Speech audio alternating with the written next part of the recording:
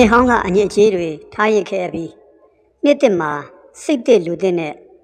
ပျော်ရွှင်စွာဖြတ်တန်းကြရင်ဘေးပြာတွေဝေးကွာပြီးစီးပွားလက်လာပါများပေါ်များကကိုယ်စိတ်နှလုံးသုံးပါအေးချမ်းကြပါစေလို့ဆုမွန်ကောင်းတောင်းလိုက်ရပါတယ်ခင်ဗျာ